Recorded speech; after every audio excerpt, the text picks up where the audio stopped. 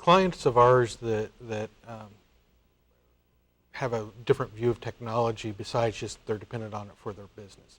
They, in their cases, time's literally money. If they're having an outage or downtime or even just disrupting an end user to help them with a problem, sometimes that can impact revenue directly. So we do extra things like make sure that we'll do a lot of after hours work when they're away from their computer, because most of the time lawyers can be working on multiple things, and we really have a focus on trying to do that. Now, one of the other things, though, that I think is a little unique about the way that you work with folks is that you're very proactive in heading off the problems rather than the old time being like 5 years ago, okay?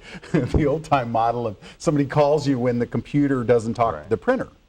You guys are out there much more often, and is that correct? Am I absolutely. So we're actually monitoring their system 24/7. So if you think of it like the security of your home, somebody's there looking at your system and monitoring it. And we use sophisticated cloud-based tools and different types of solutions that are constantly feeding us information. So in the background, we're keeping your network up and running for you, which cuts down on the amount of times that they have to pick up the phone and give us a call, because we're taking care of that in the background. And that's things like fighting hackers off, antivirus type activities, taking care of temporary files, making sure they have all of the proper patches, security patches as well as performance packages for all of the different systems. We're doing that in the background. But we also have to analyze which patches they're supposed to get, because they might have an application or something that doesn't work with a specific patch. So there's a lot going on in the background.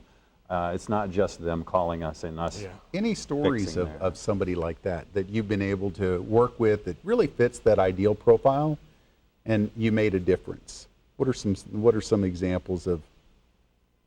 Well, law firms specifically, if we go back to our very first client, we actually did through our sales process, identified how much time their lawyers were losing a week of dealing with technology problems, slowness with systems, inefficiency of not having concise tools that they use for their business.